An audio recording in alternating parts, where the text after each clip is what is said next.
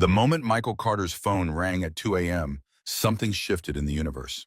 The harsh electronic chirp cut through the quiet darkness of his small living room, where he'd fallen asleep on the couch, a half-empty beer on the coffee table, and the television still playing on mute. His body, trained by years of middle-of-the-night emergencies with his daughter, snapped to alertness despite the bone-deep exhaustion from 14 hours at his auto shop. The number on the screen wasn't familiar. Nobody called at this hour unless something was terribly wrong. His first thought was Emma. Had something happened at her friend's sleepover? His heart rate spiked as he answered. A woman's voice, breathless and broken by silent sobs, came through the speaker. "Please, I need you. Memorial Hospital, room 32. Please come now." Michael sat up straight, instantly alert. "I think you have the wrong number." "James, is that you?" The voice sounded desperate, afraid. "Please, I'm scared. I don't want to be alone." Something in those words, that raw fear and desperation, struck Michael somewhere deep and forgotten. 4 years since Rachel's death, and still he remembered that cold, hollow feeling of facing the darkest moments without someone beside you. The crushing weight of solitude when the world was collapsing. "I'm not James, but I can come. Just hang on, okay?" He hadn't planned those words. They simply materialized as though some better version of himself had momentarily taken control. The line went dead. Michael stared at his phone, wondering if he'd just hallucinated the entire exchange. Then reality settled in. What was he thinking? Racing to a hospital in the middle of the night for a complete stranger. Some woman who dialed the wrong number. Michael looked up at the framed photograph of Rachel on the bookshelf, her smile frozen in time, eternally 36. What would she think of him now? The once promising mechanical engineer, reduced to an overworked auto shop owner, falling asleep on the couch because he was too tired to make it to bed, living in an apartment too small for a growing girl, barely keeping his head above water. Would she be proud or disappointed? His eyes drifted to the second photo beside it. Emma at her kindergarten graduation, gap-toothed and beaming, clutching a construction paper diploma. His daughter, now 10, asleep at her friend Zoe's house 3 blocks away. Everything he did was for her. Every extra hour at the shop, every skipped vacation, every corner cut in his own life to make hers better. The phone felt heavy in his hand. Who was this woman, afraid and alone in room 302? What had happened to this James person who should be rushing to her side? Michael glanced at the clock, 2:08 a.m. The rational part of his brain listed all the reasons to go back to sleep. He had a transmission rebuild waiting in the morning. Emma needed to be picked up by 9. He barely knew where Memorial Hospital was, somewhere on the other side of Portland. Yet he was already reaching for his keys and wallet, already dialing Mrs. Patterson, his elderly neighbor, who'd offered countless times to be his emergency contact. Already apologizing profusely for the hour while explaining there was a situation, could she please go to his apartment and be there in case Emma came home early. The streets of Portland were empty at this hour, the traffic lights changing for phantom vehicles. Michael drove through the darkness, questioning his sanity with every mile. His truck, a 12-year-old Ford that announced his profession with every squeak and rattle, felt out of place as he pulled into the hospital parking garage. The fluorescent lights cast everyone in a sickly pallor as he navigated the sterile hallways, following signs to the elevator. Who rushes to a hospital in the middle of the night for a complete stranger? The question echoed with each step down the quiet corridor of the 3rd floor. But he couldn't shake the feeling that whoever this woman was, she needed someone, anyone, to show up for her. Room 302 had its door partially open. Michael hesitated, suddenly aware of how bizarre this situation was. What would he say? How would he explain himself? He could still walk away, pretend this night never happened. Then he heard a soft, rhythmic beeping from medical equipment inside, and before he could reconsider, he knocked gently and pushed the door wider. She lay in the hospital bed, copper hair spread across the pillow, her face pale against the stark white sheets. In her early 30s, perhaps, with delicate features sharpened by whatever illness had brought her here. The moment she saw him, confusion crossed her face. "You're not James." "No, I'm Michael. You called my number by mistake." Her eyes widened slightly, and he quickly continued. I couldn't leave you alone when you sounded so scared." For a long moment, she just stared at him, tears welling in her eyes. Then she'd done something unexpected. She laughed, a small broken sound that somehow contained both gratitude and disbelief. "My name is Victoria Wells, and apparently the universe decided to send me a guardian angel instead of my worthless ex-boyfriend. The name registered somewhere in Michael's mind. Wells Communications, the telecom giant that had recently acquired several smaller media companies. He'd seen the headlines but paid little attention. Business empires existed in a different universe from auto repair shops. Victoria pushed herself up slightly against the pillows, wincing with the effort. James and I broke up 3 weeks ago. When the doctors told me tonight might be difficult, I called him anyway. Stupid, right? He promised he'd always be there if I needed him. Her bitter smile didn't reach her eyes. Guess some promises aren't meant to be kept. Michael shifted uncomfortably by the door, unsure whether to come closer or leave. He hadn't expected a conversation, just a quick check that she was okay before slipping away. So, do you want me to call someone else for you, family or another friend? Victoria shook her head, her expression hardening into something more composed, more dignified. No family. My father died last year. My mother remarried and lives in Europe. And friends. The kind of friends I have aren't the middle-of-the-night emergency type. She gestured to the chair beside her bed. But since you're here, would you mind staying just for a little while? Before Michael could answer, a doctor entered the room. A tall woman with steel gray hair and the efficient movements of someone perpetually short on time. Her eyebrows rose slightly at Michael's presence, but she focused on Victoria. Ms. Wells, your latest results aren't what we hoped. We need to adjust your treatment plan immediately. The leukemia is advancing more aggressively than anticipated. Victoria's face remained impassive, but Michael saw her hand clench the bedsheet tightly, knuckles white with strain. She nodded once, a quick professional acknowledgement that masked whatever storm raged beneath. The doctor turned her attention to Michael. I'm Dr. Sharma, and you are Michael Carter. I'm a friend of Victoria's. The lie came easily, smoothly, surprising himself with how natural it felt to claim connection to this woman he'd met 5 minutes ago. Dr. Sharma nodded, seemingly satisfied. Well, Mr. Carter, your presence is fortunate. Patients with support systems tend to respond better to treatment. Perhaps you could step outside with me for a moment. In the hallway, the doctor's professional facade softened slightly. Ms. Wells has acute myeloid leukemia. We've been treating her for 3 months, but tonight's results show the cancer is becoming resistant to our current approach. We're moving to a more aggressive protocol immediately, but I need to be frank. The next 48 hours will be critical. Her body is weakened from previous treatments, and this transition period carries significant risk. Michael absorbed the information, trying to process what he was hearing. So tonight, when she said she was afraid, she had good reason to be. Dr. Sharma checked her watch. The oncology team will be starting the new treatment protocol within the hour. I understand you are not family, but since you're here and she wants you to stay, your presence could be beneficial. Emotional state affects physical resilience. Michael nodded, a sense of responsibility settling over him. I'll stay as long as she needs. Dr. Sharma gave him a quick, grateful smile before hurrying away, already focused on her next patient. Michael stood alone in the hallway, trying to make sense of how his night had transformed so completely. He should call Mrs. Patterson, let her know he'd be longer than expected.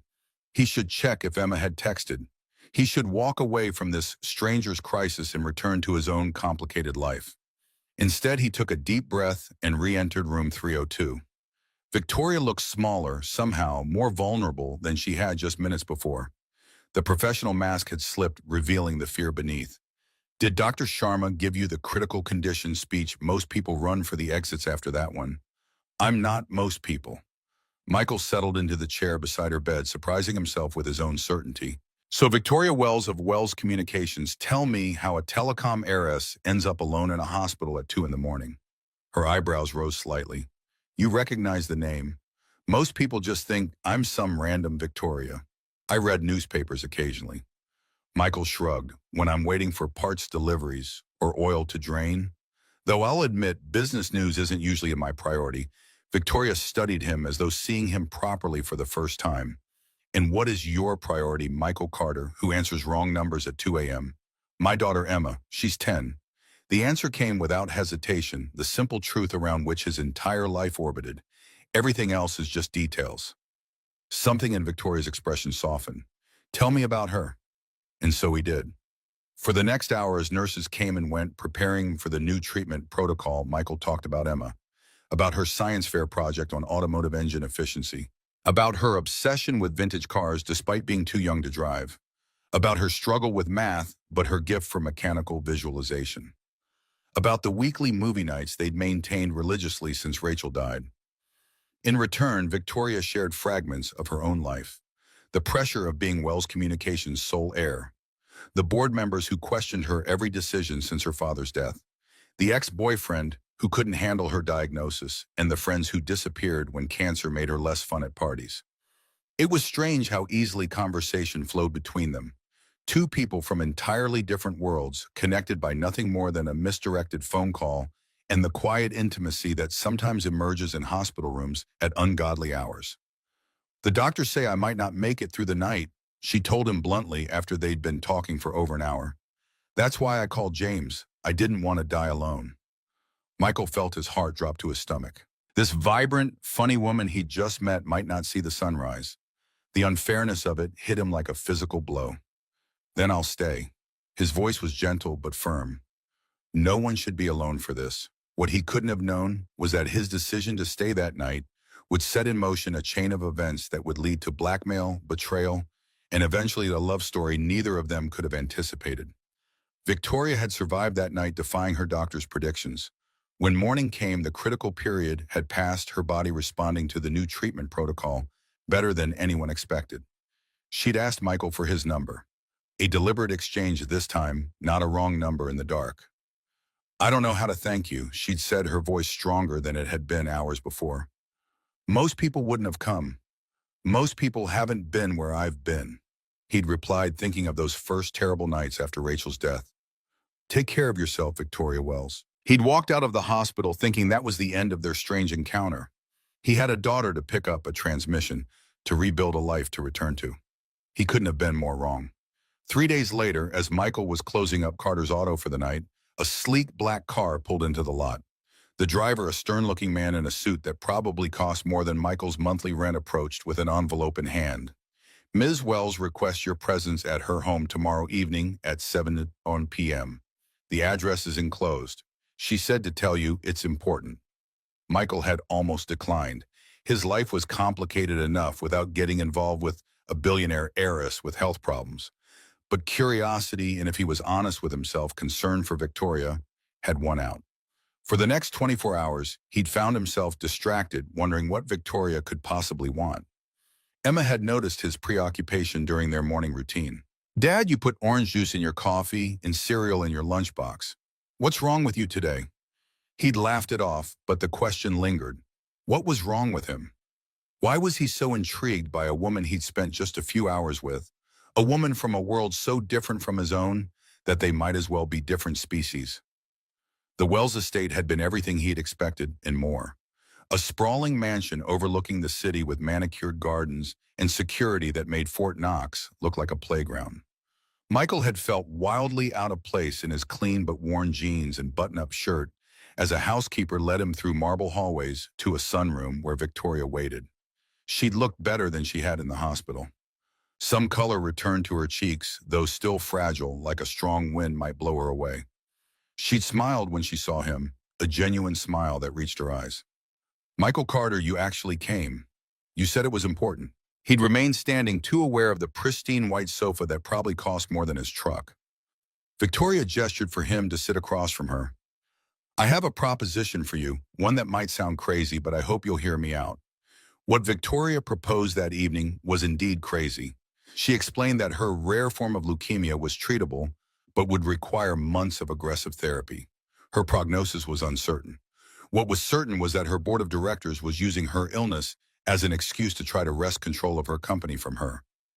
"They think I'm weak," anger flashed in Victoria's eyes. "They think they can push me out while I'm down. I need to show them and the world that I'm not alone, that I have support, that I'm still capable of making decisions." "What does that have to do with me?" Michael asked, though. A sinking feeling told him he already knew. "I need someone I can trust. Someone who showed up for me when they had absolutely nothing to gain." Victoria leaned forward, intensity radiating from her slight frame. "I want to hire you, Michael, to be my companion, for lack of a better word. To accompany me to treatments, to business meetings, to be seen with me in public." to help create the image that I'm not fighting this battle alone. Michael had laughed, thinking it was a joke. You want to hire me to be your fake boyfriend? That's insane. I'm a mechanic with grease under my fingernails and a kid at home. I don't belong in your world. That's exactly why it's perfect, Victoria countered. You have no connections to my industry, no ulterior motives. And I'll pay you well, $1 million for 6 months of your time. Enough to secure your daughter's future, to give her opportunities you've only dreamed of. The mention of Emma had stopped his laughter cold. Victoria had done her homework on him, it seemed, and she'd known exactly which button to push. $1 million would change everything for him and Emma. It would mean a college fund, a better home in a safer neighborhood, maybe even the chance to start his own business someday. But at what cost? I'm offering you the chance to change your life, Michael. Victoria's voice was soft but persuasive. And all you have to do is stand by my side while I fight for mine. Michael had left the mansion that night without giving Victoria an answer. His mind had been reeling. The money would change everything for him and Lily. But at what cost? Lying to the world, pretending to be something he wasn't, entering a world he knew nothing about. He'd driven aimlessly through the city, finally stopping at the cemetery where Rachel was buried. The modest headstone was illuminated only by moonlight as Michael stood before it, hands in his pockets. What would you tell me to do, Rach? He whispered to the night air. She'd always been his moral compass, pragmatic but principled. Would she understand the position he was in? Would she approve of such a deception, even for Emma's sake? Michael remembered the early days after Rachel's death, how he'd struggled to keep their world from falling apart while grieving himself. The times he'd had to choose between paying for Emma's school activities or the electricity bill. The constant fear that one major car repair or medical emergency would plunge them into debt they couldn't escape. $1 million. Financial security, Emma's future secured. But what lesson would he be teaching his daughter? That deception was acceptable if the price was right. That principles were luxuries only the wealthy could afford. He'd tossed and turned all night, and in the morning he'd found Emma sitting at their small kitchen table, carefully mending a tear in her backpack. The sight hit him like a physical blow. His daughter learning at 10 years old to make do, to repair, rather than replace, to accept limitations he desperately wanted to lift from her shoulders. When she looked up and smiled at him, that gap-toothed sunshine smile so like her mother's, Michael made his decision. He'd called the number Victoria had given him. I'll do it. The words felt strange in his mouth, part surrender, part adventure. But I have conditions. Emma comes first always. And I won't lie to her about what this is. Agreed. Victoria had replied, and Michael could hear the relief in her voice. When can you start? I need to give notice at work. Find someone to manage the shop. 2 weeks. Make it 1. I'll compensate you for any losses. My first round of treatment starts next Monday, and I want you there. The words weren't a request, but an expectation, the voice of someone accustomed to having her orders followed without question. And just like that, Michael Carter's single dad and mechanic had stepped into the glittering, cutthroat world of Victoria Wells. The next week passed in a blur of preparations. Michael had approached Tony, his most experienced mechanic, about managing the shop. The explanation he'd given was partial truth. He'd been offered a consulting position with a large company advising on their fleet maintenance. Tony had been surprised but pleased at the promotion and raise. The conversation with Emma had been more challenging. Sitting at their favorite pizza place, Michael had carefully explained that he would be working closely with Victoria Wells for the next 6 months, helping her while she underwent cancer treatment. So you're going to be her nurse? Emma had asked, pepperoni halfway to her mouth. Not exactly. More like her friend. Someone to drive her to appointments, to help her at work meetings when she's not feeling well. Michael had chosen his words carefully, treading the fine line between truth and deception. And because we'll be spending a lot of time together, people might think we're dating. Emma's eyebrows had shot up, her expression suddenly alert and interested in a way that made Michael nervous. Are you dating her? Is she going to be my new mom? No, sweetie, it's not like that. She's just someone who needs help right now, and I'm in a position to give it. Michael had reached across the table to take her hand.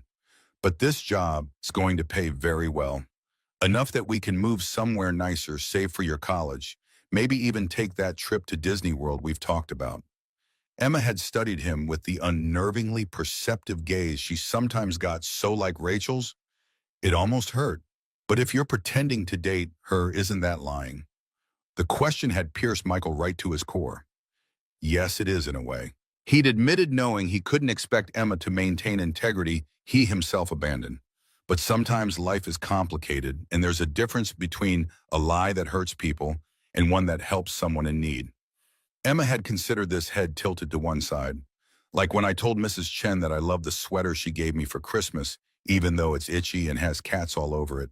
Despite the seriousness of the conversation, Michael had laughed. Something like that. The important thing is that you know the truth. You and me, we don't lie to each other. Ever. That's our rule. Emma had nodded solemnly, then immediately brightened. So if we're moving, can I have a room with a window seat? And can we paint it blue? And can I get a dog? You always said we couldn't have a day because our apartment's too small. One thing at a time, kiddo. Michael had ruffled her hair, relief washing through him. Let me start this job first, okay? That first Monday had been Michael's initiation into Victoria's world. He'd arrived at the Wells estate dressed in the new clothes Victoria's assistant had sent over. Designer jeans and a cashmere sweater that felt foreign against his skin, too soft, too luxurious for a man who wore cotton and denim. Victoria had been waiting in the foyer, dressed simply but expensively, in slim black pants, in a cream-colored blouse that emphasized her pallor. A silk scarf was wrapped elegantly around her head, concealing the hair loss Michael knew was a common side effect of chemotherapy. Ready for your first day as arm candy? Her smile didn't quite reach her eyes, betraying the tension beneath her light tone. As ready as I'll ever be. He'd offered his arm with exaggerated formality, earning a genuine laugh from Victoria. So what's the schedule, chemo? And then a board meeting? Victoria's expression had sobered. Actually, yes. Treatment at 10, board meeting at 2. The doctors say I should reschedule, but I can't show any weakness right now. Not with Harrington circling like a vulture. The treatment room at the private oncology center was nothing like the hospital where Michael had first met Victoria. Plush recliners instead of hospital beds, soft lighting instead of fluorescent glare, fresh flowers on side tables. But the medical equipment was the same. IV stands, monitors, nurses in scrubs moving efficiently between patients. Michael had been unprepared for the reality of what Victoria was facing. She'd been so composed, so in control during their meetings that he'd almost forgotten she was seriously ill. But watching the nurses hook her up to IVs, seeing the grimace of pain she tried to hide as the chemicals entered her system, had made it all too real. You don't have to stay in the room, Victoria told him, noticing his discomfort. Most of the staff knows who I am. Just being seen in the waiting room would be enough. But Michael had shaken his head. I'm not here just for show. He'd pulled a chair closer to her recliner. Tell me about your company. What exactly does Wells Communications do? For the next 3 hours, as chemicals designed to kill the rogue cells in her body dripped into her veins, Victoria had talked about her father's legacy, the telecom empire he'd built from nothing, and her own vision for its future. Michael had listened, asked questions, and watched as talking about her passion brought color back to her cheeks. When the treatment was over and Victoria was too weak to walk steadily, he'd helped her to the car without being asked, his arm strong around her waist. The paparazzi had been waiting. Of course, Victoria had made sure of that. The photos of the mysterious man supporting the ailing heiress had hit the tabloids the next day. Wells heiress finds love amid health crisis, the headlines had screamed. Who is the handsome stranger supporting Victoria Wells in her time of need? Well, that worked, Victoria had said dryly when Michael arrived at the mansion the next day. She'd been curled up on a sofa, looking exhausted but satisfied as she scrolled through the news on her tablet. Michael caught glimpses of their photos. Victoria looking fragile but determined, his own face captured in profile expression, serious as he helped her to the car. Is that all that matters to you? The publicity, Michael had asked, unable to keep the edge from his voice. After witnessing her physical suffering, the calculated nature of their arrangement felt suddenly hollow. She'd looked up at him, her expression unreadable. Right now, yes, she gestured to the tablet where an email was displayed. My board meeting is in 2 hours, and these photos just strengthen my position considerably. They can't paint me as a weak, isolated woman when I have a strong, devoted man by my side. I'm not devoted. I'm paid. Michael had reminded her an unexpected flicker of hurt at being reduced to a transaction, a strategic asset in her corporate chess game. Something had flickered in Victoria's eyes then. Hurt perhaps, or just fatigue. Of course, I didn't mean to imply otherwise. Her voice was cool, professional once again. Now, if you'll excuse me, I need to prepare for the meeting. Grace will show you to the study where you can wait. Grace Chen, Victoria's personal assistant, had led Michael to an oak-paneled room lined with books. As she turned to leave, Michael had caught her arm gently. Hey, can I ask you something? How long have you worked for Victoria? Grace had studied him with calculating eyes, clearly measuring what to share with the hired boyfriend. 5 years. I started as an intern at Wells Communications during college, and Victoria recruited me to her personal staff after graduation. So you know her well, better than most. Grace's expression had softened slightly. She's not just what you see in the business meetings. She cares about people, about doing the right thing. It's why the board gives her such a hard time. She refuses to sacrifice ethics for profit margins, unlike her father. Michael had absorbed this information, trying to reconcile it with the calculating woman who'd orchestrated their public debut for maximum publicity. If you know her so well, tell me about Richard Harrington. Victoria mentions him like he's her nemesis. Grace's expression had darkened. Harrington was her father's right-hand man for 30 years. He expected to take over as CEO when Edward Wells died, but Edward left controlling interest to Victoria. Harrington has never forgiven her for that, especially because she's implementing changes her father would have opposed. And now with her illness, Grace had trailed off, clearly uncomfortable. He's using it to try to push her out. Michael had finished the thought. That's why she hired me. To look strong, supported. Grace had nodded, then checked her watch. The car will leave for Wells Tower in 45 minutes. Victoria will want you dressed appropriately. I've put some options in the guest room. The options had turned out to be 3 designer suits that probably cost more than Michael's annual income. A tailor was waiting to make quick adjustments, ensuring that Michael would look the part of a billionaire's boyfriend rather than a mechanic playing dress-up. By the time they'd arrived at Wells Tower, a gleaming spire of glass and steel in downtown Portland, Michael felt like an actor stepping onto a stage. The suit fit perfectly, but felt like a costume. The haircut Grace had insisted on was too precise, too deliberate for a man who usually just ran his fingers through his hair and called it done. Even his hands felt wrong. A manicurist had removed the ingrained engine grease that no amount of scrubbing ever quite eliminated. Victoria, by contrast, had transformed into her public self with apparent ease. Despite the morning's grueling treatment, she strode into the building with confidence, her silk headscarf replaced by a stylish wig, so natural Michael would never have guessed if he hadn't known. Her makeup concealed the pallor of illness, and her tailored suit projected authority and control. Michael followed her lead, channeling his military father's posture and discipline. Stand straight, make eye contact. Speak only when necessary and with confidence when you do. Project strength without aggression. Basic lessons from a man who'd believed presentation was half the battle in any confrontation. The boardroom had been intimidating. A vast table of polished mahogany, surrounded by men in expensive suits, their expressions ranging from curious to openly hostile, as Victoria introduced Michael as her partner. She offered no explanation for his sudden appearance in her life, no details about their relationship, simply presenting him as a fact to be accepted. As you can see, gentlemen, I am perfectly capable of continuing my duties as CEO. Victoria's voice had been steel beneath silk as she addressed the board. My personal life is flourishing. My treatment is progressing well, and my vision for this company remains clear. Any further attempts to question my competence will be seen for what they are: opportunistic power grabs. The men around the table had exchanged glances. One, a silver-haired man with cold eyes that reminded Michael of a shark, had stared directly at him. And your friend Richard Harrington's voice dripped with disdain. What exactly is his role in all this? What's your background, Mr. Carter? Before Victoria could answer, Michael had leaned forward slightly. I'm here to support Victoria in whatever way she needs. He'd met Harrington's gaze, steadily refusing to be intimidated. Some might call that love. Others might call it basic human decency. Either way, I'm not going anywhere. The room had fallen silent. Victoria's hand had found his under the table, squeezing briefly in what might have been gratitude or warning. Michael wasn't sure which, but he'd squeezed back a silent promise that he was committed to their charade, at least for now. After the meeting, as they had walked to the car, Victoria had finally spoken. That was unexpected. Thank you. Don't thank me. I just didn't like his tone. Michael had replied, surprised by his own protectiveness. Those guys are sharks. Yes, they are. And you just jumped into the tank with them. She looked troubled. Be careful, Michael. These people play for keeps. He'd soon learn just how right she was. 2 weeks later, as Michael was picking Emma up from school, a black sedan had pulled into the parking lot, stopping directly behind his truck.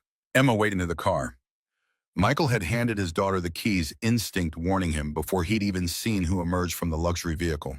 Richard Harrington, immaculate in a tailored gray suit that probably cost more than Michael's truck, approached with the confident stride of a man accustomed to intimidating others. Mr. Carter, a word, please. Once Emma was safely inside the truck, Michael had turned to face the older man. What do you want? I want to understand your arrangement with Victoria Wells. Harrington's smile never reached his cold eyes. It seems unusual for a woman of her standing to suddenly become involved with someone like you. Someone like me. Michael had kept his voice level despite the insult. A mechanic, a single father from the wrong side of town. Not exactly Victoria's usual type. I don't think Victoria's type is any of your business, Mr. Harrington. Richard Harrington, I've been on the Wells board for 30 years. I knew Edward Wells better than his own daughter did. His smile had thinned. And I know when something doesn't add up. How much is she paying you, Carter, to pretend to be her boyfriend while she fights this illness? Michael's blood had run cold, but he maintained his composure. You're way off base. Am I? Harrington's voice was soft, dangerous. $1 million for 6 months, wasn't it? That's quite a sum for a man in your position. Enough to change your life. Enough, perhaps, to make you do things you normally wouldn't. Michael had stepped closer, his voice dropping. Stay away from me and my daughter, and stay away from Victoria. Harrington had merely chuckled. Or what? You'll tell Victoria I'm threatening you. She already knows I'm her enemy. No, I think I'll make you a counteroffer. $3 million to walk away from Victoria now. To tell the press it was all a sham. Imagine what that would do to her credibility with the board, with her shareholders. The sum had hit Michael like a physical blow. $3 million. Emma's entire future secured. A life without financial worry. For a moment, just a moment, he'd considered it. Not just the money, but escape from this charade, this world he didn't belong in. Then he'd thought of Victoria fighting for her life and her legacy simultaneously. Victoria, who'd called the wrong number in her darkest hour and found someone who cared enough to show up. You're trying to destroy her. It wasn't a question. I'm trying to protect Wells Communications from a woman too emotional, too ill to lead it properly. Harrington's voice had hardened. Edward understood that business requires a certain detachment. Victoria has never learned that lesson. Michael had turned away, heading for his truck. Not interested. $3 million, Carter. Harrington had called after him. Think about your daughter. What kind of father would turn down that kind of security for his child? Michael had stopped his hand on the truck door. For one terrible moment, he'd actually considered it. $3 million would set Emma up for life. And wasn't that why he'd taken this job in the first place? For Emma.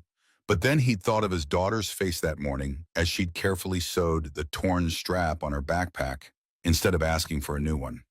The quiet dignity in her acceptance of their circumstances, the way she never complained about what they couldn't afford. What would it teach her if he took Harrington's money? That loyalty could be bought. That principles were luxuries only the wealthy could afford. The kind of father who wants his daughter to be proud of him. He'd answered and gotten into the truck. Emma had looked up from her book as he started the engine, her expression curious. Who was that man, Dad? Someone who thought he could buy something that isn't for sale. Michael had forced a smile, trying to hide the turmoil beneath. How was school today, kiddo? That night after Emma was asleep, Michael had called Victoria. They needed to talk in person, not over the phone where conversations could be monitored. She'd suggested he come to the mansion, but Michael had insisted on neutral ground. A small cafe near his apartment, the kind of place Harrington's type would never frequent.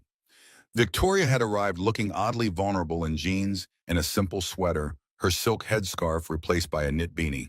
Without the armor of designer clothes and perfect makeup, she could have been any young woman meeting a friend for coffee, not the heiress to a billion-dollar empire. Harrington approached you at Emma's school? Her face had paled with anger when Michael told her about the encounter. That crosses a line. He offered me $3 million to walk away and tell everyone our relationship is fake. Michael had said, quietly aware of other patrons nearby. He knows about our arrangement, Victoria. She'd been quiet for a long moment, stirring her untouched tea. And you turned him down. Her voice was carefully neutral, giving nothing away. Of course I did, even though it was 3 times what I'm paying you.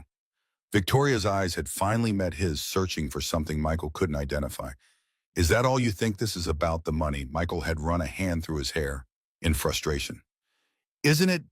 That's why you agreed to this in the first place. I agreed because you needed help and I was in a position to give it. The same reason I showed up at that hospital room. He'd leaned forward, meeting her eyes. The money matters. I won't lie about that, but it's not everything. Something had shifted between them in that moment, a recognition perhaps that their arrangement had evolved into something neither of them had anticipated. Victoria had reached across the space between them, her fingers brushing his. Thank you for being someone I can trust. The next day, the photos had appeared online. Michael entering the Wells estate late at night, Victoria handing him what looked like an envelope of cash. Snippets of documents that appeared to outline their arrangement. The story had spread like wildfire. Wells heiress paying for fake boyfriend to fool board in public. Victoria's phone had rung nonstop. Her PR team had gone into crisis mode, but the damage was spreading quickly. Wells' communication stock had dropped 15 points before the market even opened. Michael had rushed to the mansion to find Victoria sitting calmly in her study, watching the news coverage with an expression that revealed nothing. I'm so sorry, he'd said as soon as they were alone. This is my fault. Harrington must have had us followed. It's not your fault, she'd replied, her voice steady despite the dark circles under her eyes. This is how the game is played. I just didn't expect him to move so quickly. What do we do now? Victoria had turned to him, her gaze direct and unflinching. That depends. Are you still in this with me, Michael? Because if you want to walk away, I wouldn't blame you. This is about to get ugly, and you and Emma never signed up for that. The mention of his daughter had made Michael pause. How would this affect Emma? The other kids at school, the whispers, the judgment. But then he thought about the lesson he wanted to teach her. About standing by people when things got tough, about not running when the road got rocky. I'm not going anywhere, he'd said firmly. But we need a new strategy. Denying it won't work. They have documents, photos. Victoria had smiled then, a slow, calculating smile that reminded Michael that beneath her vulnerable exterior was a woman who'd been raised to run an empire. We don't deny it, she'd said. We own it. And then we flipped the script. The press conference had been Victoria's idea. With cameras rolling and reporters hanging on every word, she'd stood before the world. Michael by her side, and told the truth, or a version of it, that turned Harrington's attack on its head. Yes, when Michael and I first met, our relationship began as an arrangement. Victoria's voice was clear and unwavering as she addressed the crowd gathered at Wells Tower. I was scared, facing a diagnosis that terrified me, and I reached out to the wrong number in the middle of the night. But instead of hanging up, this extraordinary man, showed up at my hospital room. A complete stranger who came because someone needed him. She'd looked at Michael then, and the emotion in her eyes hadn't seemed feigned. After that night, yes, I offered Michael a position as my companion during my illness. I needed someone I could trust, someone with no connections to my world or its politics. What I didn't expect was how quickly this arrangement would become something real, something true. Michael had taken her hand, then a gesture that had started as support, but felt like something more. The money was never the point. His voice was steady, aimed directly at the cameras. The point was that sometimes people need other people. Even billionaire heiresses. Even single dads from the wrong side of town. The press had eaten it up. The narrative had shifted overnight from scandal to love story. The billionaire and the mechanic finding each other through a wrong number and a midnight act of kindness. Wrong number. Love had trended for days. Harrington had been furious, of course. His plan to discredit Victoria had backfired spectacularly. The board, sensing which way the wind was blowing, had publicly reaffirmed their confidence in her leadership. But Michael knew the battle was far from over. What he hadn't expected was how the line between pretense and reality would continue to blur in the weeks that followed.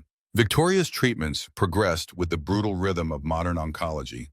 Poison administered on schedule, followed by days of recovery, brief windows of relative normalcy, then back to the poison again. Michael found himself learning medical terminology he'd never wanted to know, developing a sixth sense for when Victoria's nausea would strike, becoming an expert at the small comforts that made the unbearable slightly less so. Emma surprisingly had adapted to their new circumstances with the resilience of childhood. After the initial media frenzy died down, Victoria had suggested that Emma visit the mansion, thinking the grand house and expansive grounds might delight a 10-year-old girl. What none of them had anticipated was the immediate connection that formed between Emma and Victoria. It started with a tour of the mansion's library. Victoria showing Emma first editions of children's classics, sharing how she'd hidden among the stacks as a child to escape her father's business associates. Dad, did you know Victoria has the original illustrations from Alice in Wonderland? Emma had burst into the kitchen, where Michael was preparing coffee, her eyes wide with wonder. And she's letting me hold them with white gloves on, like a real museum person. It continued with art lessons, Victoria revealing a talent for drawing that surprised even Michael. She'd studied at the Rhode Island School of Design before her father insisted she get a practical business degree instead. Now she taught Emma techniques for perspective and shading. The two of them bent over sketchbooks in the solarium sunlight streaming through windows that overlooked Portland's skyline. The girl's a natural, Victoria had whispered to Michael one afternoon as Emma concentrated on rendering the rose garden below. She sees things most adults miss, the way light changes objects, how shadows create depth. She has an artist's eye. Michael had felt a strange mix of pride and unease. He'd always encouraged Emma's interest in mechanics, assuming she'd follow in his footsteps someday. It had never occurred to him that she might have talents he couldn't nurture, passions he couldn't guide. What else had he missed about his own daughter? As Victoria's physical strength waxed and waned with her treatment cycles, Michael found himself taking on more substantial roles in her business affairs. What had begun as simply accompanying her to meetings evolved into helping prepare for them, reviewing documents, listening as Victoria dictated responses, eventually offering his own insights from an outsider's perspective. "You know what your problem is," Michael had said one evening as they sat in Victoria's home office surrounded by quarterly reports. "You're so focused on technological innovation that you're missing the human element. People don't just want faster internet or better data plans. They want to feel connected, understood." Victoria had looked up sharply, irritation flickering across her face before giving way to thoughtful consideration. "Go on, take your customer service model. It's efficient, sure, but it's all automated menus and outsourced call centers. What if instead you created community-based service hubs? Local offices staffed by people from the neighborhood who understand regional needs and build relationships with customers." The idea had evolved into Victoria's flagship initiative, Wells Community Connections. Local service centers that doubled as technology training facilities for underserved populations. The board had been skeptical until the pilot program in South Portland showed a 40% increase in customer retention and significant positive press. Harrington had been notably absent from those board meetings, but Michael knew better than to think he'd given up. The older man was simply regrouping, planning his next attack. It came 3 weeks after the press conference in a form Michael hadn't anticipated. He'd been at Carter's Auto, checking in with Tony about some paperwork issues when his phone rang. Michael Carter, the voice belonged to a woman he didn't recognize. "This is Diane Kellerman from Portland Public Schools. There's been an incident involving Emma. We need you to come to Westview Elementary right away." Michael's heart had pounded in his chest as he sped across town, scenarios spinning through his mind. Had Emma been hurt? Was she sick, in trouble? The school principal's grim expression when he arrived did nothing to alleviate his fears. "Mr. Carter, we've had a situation." Some older students were taunting Emma about the articles in the press, showing her stories on their phones about you and Ms. Wells. Principal Morris's face had flushed with discomfort, calling her names, suggesting her father was involved with Ms. Wells for money. The shame and anger had hit Michael simultaneously, a toxic mix that made it difficult to breathe. "Where is she?" The nurse's office. "She's not physically hurt, but she was quite upset. We've already suspended the students involved, and we'll be having a school-wide assembly about respect and privacy. We take bullying very seriously, Mr. Carter." Michael had found Emma sitting stiffly on an exam table, her small face blotchy from crying, but her expression rigidly controlled. That stubborn Carter determination to never let them see you break. The moment she saw him, her composure cracked. "Dad, I punched Tyler Matthews in the nose and made it bleed. Her voice wavered between pride and distress. He called you a bad word I'm not supposed to say. And he said Victoria only likes you because you're her boy toy, whatever that means. Michael had swallowed hard, kneeling to Emma's level. Are you okay, kiddo? Emma had wiped her nose on her sleeve, a gesture so childlike it broke Michael's heart. I told them they were stupid and didn't know anything. I told them you're the best dad ever and Victoria is sick and you're helping her because that's what good people do. Her eyes had filled with fresh tears. But then Tyler showed me the article on his phone with pictures of you taking money from Victoria, and everyone started laughing, and I got so mad I couldn't see straight. The drive home had been silent, Emma staring out the window while Michael grappled with the consequences of his choices. This was exactly what he'd feared. His daughter paying the price for his deception. No amount of money seemed worth her humiliation. I'm quitting, he told Victoria that evening, standing in her study with his hands shoved in his pockets. Emma's being bullied because of me, because of us. This whole arrangement, it's not worth it. Victoria had set aside the financial report she'd been reviewing, her expression unreadable. That's your solution to run away. It's not running away. It's protecting my kid. The anger had bubbled up unexpectedly, directed not really at Victoria, but at the situation, at himself. She's 10 years old, Victoria. She shouldn't have to defend me to her classmates. She shouldn't be hearing about how her father is being paid to date someone. Victoria's gaze had sharpened, her voice taking on the steel edge Michael recognized from board meetings. So instead of teaching her how to handle difficulty, how to stand up to bullies and hold her ground, you're going to show her that when things get tough, the solution is to quit. The words had hit with precision, finding the exact spot where Michael's own doubts festered. That's not fair. This isn't her fight. Isn't it? Victoria had risen from her desk, surprisingly steady despite having undergone treatment just 2 days before. When you became a single parent, did you imagine you could protect Emma from every hardship, shield her from every unkind word? Of course not, but life is hard, Michael. People are cruel, children especially so. Victoria's voice had softened slightly. Quitting won't solve anything. The rumors won't stop. The photos won't disappear. All it will do is reinforce to Emma, to the world, and to yourself that you can be driven away by other people's opinions. Michael had run a hand through his hair, frustration mounting. Then what's your solution? Let my daughter keep getting bullied while we pretend everything's fine. My solution is to face this head on. Victoria had crossed to stand before him close enough that he could see the tiny gold flecks in her green eyes. Let me come to Emma's school. Let me meet her classmates, her teachers. Let me show them who I really am, not some tabloid caricature. Absolutely not. The rejection had been instinctive, protective. I'm not parading you around her school for some PR stunt. Victoria's eyes had flashed with hurt before hardening again. Is that what you think I'm suggesting? A publicity stunt? Her voice had turned cold. I care about Emma, Michael. Maybe that wasn't part of our original arrangement, but it's true now. And I'm offering to help in the only way I know how. The standoff had lasted several tense moments before Michael had grudgingly acknowledged the possibility that Victoria's approach might work. But if I see one camera, one reporter, we're done. I mean it, Victoria. Emma's not a pawn in whatever game you're playing with Harrington and the board. Neither are you. The quiet assertion had caught Michael off guard. This isn't a game to me, not anymore. But Harrington is playing for keeps, and he'll use Emma against us if we let him. The only way to win is to control the narrative ourselves. The visit to Westview Elementary had been carefully orchestrated. No media, no fanfare, just Victoria arriving for career day alongside a dozen other parents and professionals. She'd worn simple clothes, left her designer handbag at home, and covered her wig with a modest scarf that signaled her medical status without drawing undue attention to it.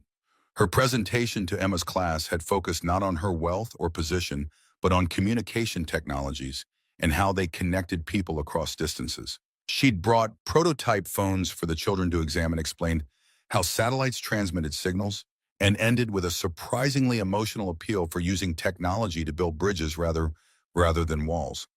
People think technology is about devices and data, but it's really about connections.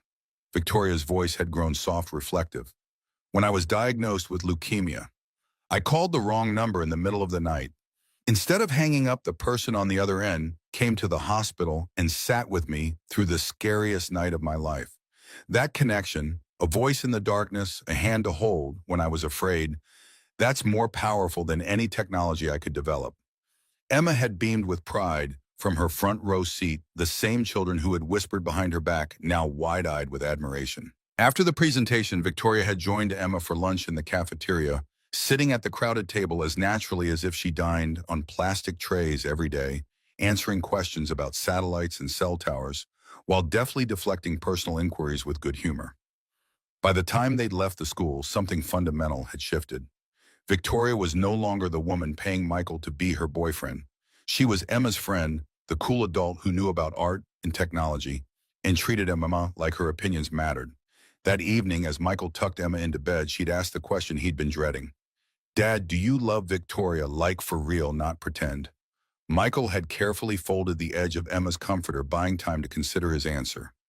The truth was he wasn't sure anymore where the pretense ended and reality began. "What I feel for Victoria is complicated." His voice emerged gruffer than intended. Grown-ups always say that when they don't want to answer. Emma's skepticism was painfully reminiscent of her mother. "I think you do love her, and I think she loves you too. She looks at you like Zoe's mom looks at her new husband. That's enough amateur matchmaking for one night, kiddo." Michael had tapped her nose gently, deflecting with humor. Time for sleep, but as he turned off the light and closed her bedroom door, Emma's observation lingered. Did Victoria look at him differently? Did he look at her differently? The lines had blurred so gradually he hadn't noticed their disappearance until now, forced to confront the possibility that somewhere along the way their convenient arrangement had evolved into something neither had anticipated. The next morning had brought new complications. Michael had arrived at the mansion for their scheduled appearance at a charity fundraiser to find Victoria on the phone in her study, her expression thunderous. James Foster, her ex-boyfriend, had given an exclusive interview to the Portland Chronicle detailing Victoria's history of manipulative behavior and implying that her illness might not be as serious as she claimed. He says, "I've always used people to get what I want." Victoria's knuckles had turned white around her phone. "That I pushed him away when I got sick because I'm pathologically independent and incapable of accepting help without turning it into a transaction." Michael had plucked the phone from her hand and set it face down on the desk. "What James thinks doesn't matter. It does when he's telling the entire city I'm a cold, calculating bitch who's probably faking cancer for sympathy and business advantage." Victoria's voice had cracked, the carefully maintained composure finally fracturing. "People will believe him, Michael. They'll look at me and see exactly what Harrington wants them to see. A spoiled heiress manipulating everyone around her. Then we'll have to show them something different." Michael had grasped her shoulders gently, forcing her to meet his gaze. "This isn't about James or Harrington. It's about you. The real you, not the CEO or the heiress or the patient. The woman who teaches art to a 10-year-old girl. The woman who came to a public school to talk about satellites. The woman who answers wrong numbers at 2 in the morning." Victoria had blinked, rapidly fighting tears. "That woman feels like she's drowning most days. Like she's playing a part she never auditioned for." Her voice dropped to a whisper. "Sometimes I don't know who I am anymore." "I do." Michael's response had been immediate, certain, the conviction in his voice surprising even himself. "You're Victoria Wells, the most stubborn, brilliant, terrifying woman I've ever met, and we're going to fight this together." The plan they developed had been deceptively simple. No defensive press statements, no legal threats against James. Instead, Victoria would go about her business as usual, attending treatments, managing her company, living her life. But with one crucial difference. She would allow a documentary filmmaker to follow her, capturing the reality behind the headlines. Ryan Novak was a respected independent director known for his unflinching but compassionate portrayal of subjects in crisis. His previous documentary about pediatric cancer patients had won critical acclaim for its honesty without exploitation. Victoria's PR team had approached him cautiously, expecting rejection. To their surprise, he'd been immediately interested. "I don't want a puff piece," Victoria had made her position clear during their first meeting. "I don't want to be portrayed as a saint or a victim. I want the truth. messy and complicated and real. Novak had studied her thoughtfully. Why most people in your position want control over their image. You're essentially handing me the keys to your public perception. Because control's what got me here in the first place. Victoria's answer had been quietly revelatory. I've spent my entire life controlling everything.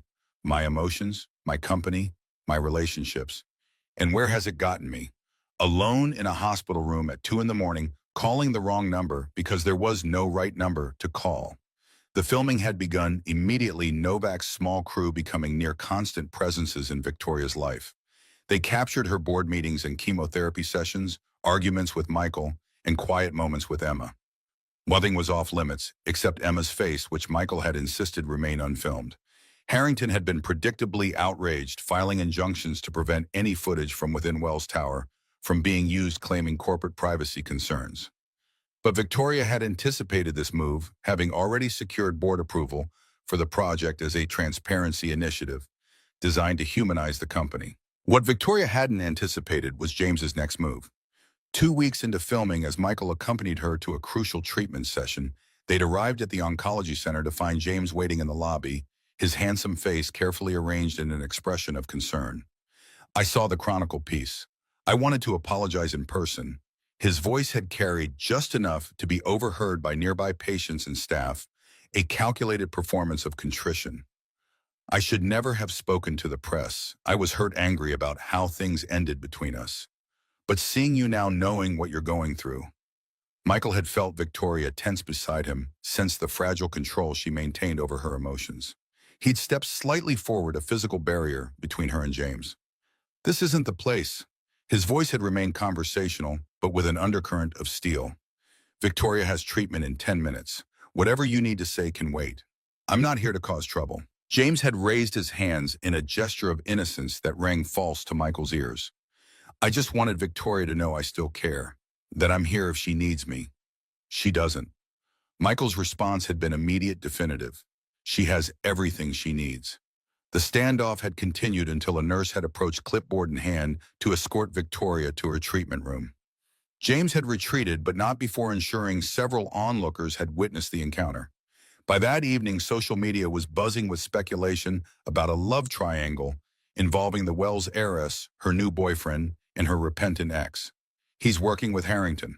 Michael had realized it suddenly as they drove back to the mansion after treatment, Victoria pale and exhausted beside him. That wasn't a coincidence.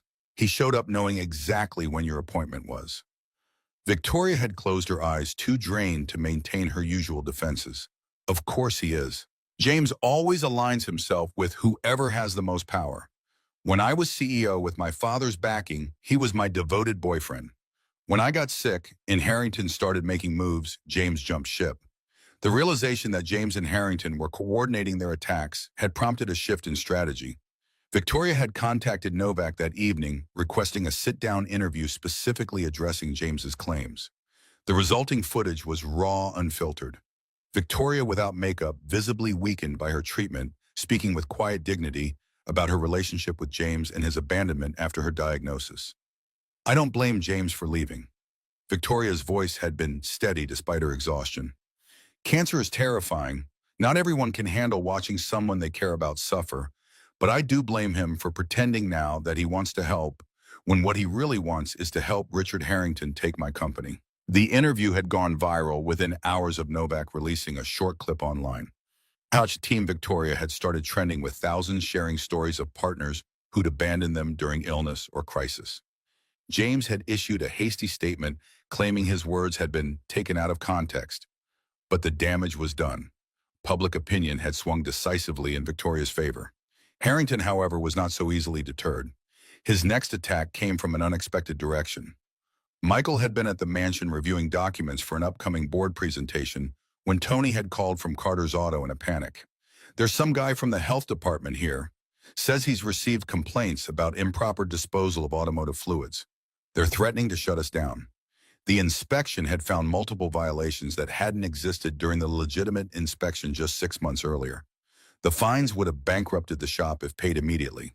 Michael had known instantly that Harrington was behind it, using his considerable influence to attack Michael's livelihood, his independence, the business he'd built from nothing after Rachel's death.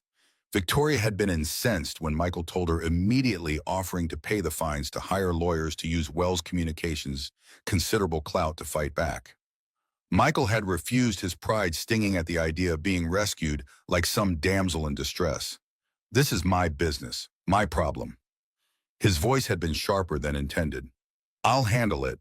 Why won't you let me help you?" Victoria had demanded, frustration evident in her tone. "You have no problem helping me being there for every treatment, every meeting, every crisis. But the moment I try to reciprocate, you put up this wall. Because I don't need your money or your connections to fix my problems." The words had erupted with unexpected force, revealing a fissure in their relationship neither had fully acknowledged. "You don't get it, do you? I had a life before you, Victoria. A business I built with my own hands. When this arrangement ends, that business is all I'll have left. And I need to know I can still handle my own problems without a billionaire swooping in to save the day." Victoria had recoiled as if slapped. "When this arrangement ends." The words hung between them, a reminder of the transactional nature of their relationship that both had begun to forget. Her voice had turned cool, distant. "Of course. I apologize for overstepping." The tension had lingered for days, a new awkwardness emerging between them as both retreated to safer emotional ground. Michael had resolved the situation at Carter's Auto by calling in favors from former customers with connections at City Hall, successfully appealing the violations. It had cost him considerable time and political capital, but the shop remained open, a victory that felt hollow in the wake of his argument with Victoria. Emma, perceptive as always, had noticed the change. "What happened between you and Victoria?" She'd asked one evening as they ate dinner in their apartment, her first visit home in nearly a week. "You both act weird now, like when Zoe's parents were getting divorced and pretended everything was fine, but wouldn't look at each other." "Nothing happened, kiddo." Michael had attempted a reassuring smile that felt stiff on his face. "We just had a disagreement about work stuff." "Grown-up things." Emma had stabbed a piece of chicken with unnecessary force. "That's what Zoe's dad said too." "Grown-up things." And now he lives in an apartment in Seattle and only sees her on holidays. The comparison had unsettled Michael more than he cared to admit. His arrangement with Victoria wasn't a marriage breaking apart. It was a business deal with an expiration date. Yet somehow the thought of returning to life without her felt increasingly like loss rather than liberation. The situation had come to a head the following week at a charity gala for cancer research, a high-profile event where Victoria would be receiving an award for Wells Communications' contributions to funding clinical trials. Michael had arrived at the mansion to find Victoria in her bedroom, surrounded by rejected dresses, looking more vulnerable than he'd ever seen her. None of them fit anymore. Her voice had wavered with frustration and something deeper, more painful. "I've lost so much weight, and my stylist can't get alterations done in time. I can't go on stage looking like this, like cancer is winning." The admission had pierced the artificial distance they'd maintained since their argument. Without thinking, Michael had crossed the room and taken her hands, forcing her to meet his gaze. "Cancer isn't winning. You're still here, still fighting, still the most formidable woman I've ever met, whether your dress fits or not." Victoria's laugh had been watery but genuine. "Are you saying I'm intimidating even when I'm drowning in designer silk? I'm saying you're extraordinary." The words had emerged without planning, simple truth rather than calculated compliment. And anyone who doesn't see that isn't looking properly. The moment had stretched between them, charged with unspoken feelings. Victoria's eyes had searched his, looking for reassurance or perhaps permission. "Then James showed up at my treatment, and you said I had everything I need. Did you mean that, or was it just for show?" Michael had been saved from answering by Grace's arrival with emergency dress options. The question had remained unresolved as they prepared for the gala, each retreating to safer ground. Victoria behind the mask of public confidence, Michael into the role of supportive partner. The gala itself had been a glittering affair. Portland's elite gathered in the grand ballroom of the Heathman Hotel, champagne flowing freely as silent auction items raised hundreds of thousands for research. Victoria had been resplendent in a midnight blue gown that cleverly disguised her weight loss, her wig styled elegantly, her makeup concealing the pallor of illness. They'd circulated through the crowd with practiced ease, accepting congratulations and deflecting personal questions with polite deflections. To anyone watching, they appeared the perfect couple. The beautiful heiress and her devoted boyfriend, a modern fairy tale playing out against a backdrop of wealth and privilege. What no one saw was Victoria's hand trembling slightly on Michael's arm as fatigue set in, or the way Michael instinctively shifted to support more of her weight, sensing her weakness before she admitted it, or the silent communication that passed between them as he guided her toward a quiet corner where she could rest momentarily without drawing attention. It was in that corner, partially concealed by an elaborate floral arrangement, that they had overheard two board members in conversation just on the other side of the display. Harrington's making his move next week. The first voice had been hushed cautious. He's got medical documentation suggesting Victoria's condition makes her unfit to lead. Plans to call for a confidence vote. The second voice had sounded concerned. That seems extreme. She's been managing well, all things considered. You haven't seen what I've seen. The first voice again, more insistent. The treatments are taking a toll. Last week in the private meeting, she could barely stay awake. Had to have that mechanic boyfriend explain the quarterly projections because she couldn't focus long enough to present them herself. Harrington says it's only a matter of time before she makes a critical error. Thinks we should act preemptively to protect the company. Victoria's grip on Michael's arm had tightened painfully, her expression frozen in a mask of composure that didn't reach her eyes. Michael had guided her further away before she could confront the speakers, knowing a scene would only validate their concerns. The ride back to the mansion had been silent. Victoria staring out the window at Portland's rain-slicked streets, her reflection in the glass as pale and insubstantial as a ghost. It wasn't until they reached the privacy of her study that she'd finally spoken, her voice hollow with betrayal. They've been watching me fail. All this time documenting every stumble, every lapse in concentration, building a case against me. Her hands had trembled as she poured herself a small measure of scotch. I knew Harrington was ruthless, but this, using my illness as a weapon, turning my own board against me. Michael had wanted to comfort her, to offer reassurance, but platitudes seemed worse than useless in the face of such calculated cruelty. What can I do? The question was simple, direct, an offer without conditions or limitations. Victoria had looked at him, then really looked at him, seeing past the role he played to the man beneath. Harrington knows our arrangement began as a transaction. He's using that to discredit me, to paint me as manipulative, and you as mercenary. She'd set down her glass, squaring her shoulders with renewed determination. So we need to show them something they can't dismiss or explain away. Something real. What did you have in mind? The answer had come in the form of a kiss, Victoria rising on tiptoe, one hand against Michael's chest for balance, her lips meeting his with tentative question rather than practiced seduction. Michael had frozen, momentarily caught off guard, not by the action, but by his own response to it. The immediate, overwhelming sense of rightness, as though something long misaligned had finally clicked into place. When they'd separated, Victoria's expression had held a mixture of vulnerability and challenge. I need to know if this is still just business to you, because it's not to me, not anymore. Michael had struggled to find words for the confusion of emotions coursing through him, desire and fear, hope and caution all tangled together in a knot he couldn't begin to unravel. I don't know what this is. His voice had emerged rough with honesty. I just know I stopped checking the calendar months ago, stopped counting down to when our arrangement would end, started dreading the day I wouldn't have a reason to walk through your door anymore. Victoria's smile had been luminous despite the shadows under her eyes, a glimpse of the woman she might be without illness and corporate warfare consuming her strength. Then let's give ourselves a better reason. The kiss that followed had contained no questions, only answers neither could articulate, but both understood. Whatever had begun as arrangement had transformed into something neither had anticipated, but both now recognized as essential. A connection forged in crisis, but tempered into something that might endure beyond it. What neither knew was that their moment of private revelation would soon be thrust into public scrutiny. James Foster had not accepted his diminished public standing quietly. Harrington's confidence vote loomed, and Emma, caught between loyalty to her father and growing attachment to Victoria, was harboring concerns of her own. The battle for Wells Communications was entering its final phase, and the weapons would no longer be press releases and public appearances, but the raw, unvarnished truth about who they were and what they meant to each other. a truth neither Michael nor Victoria was entirely sure they were ready to face. The morning after their kiss, Michael woke to sunlight streaming through unfamiliar curtains. For a disorienting moment, he couldn't place his surroundings. The high ceiling, the expensive sheets, the distant sound of someone moving about beyond the bedroom door.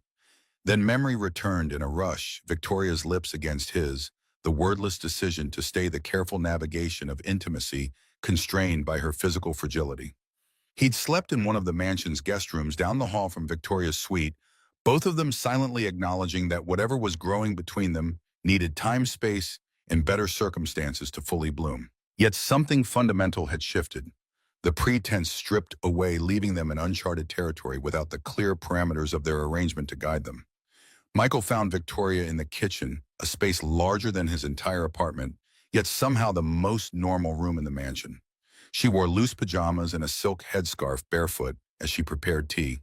Without makeup or the armor of designer clothes, she looked younger, more vulnerable, yet paradoxically stronger.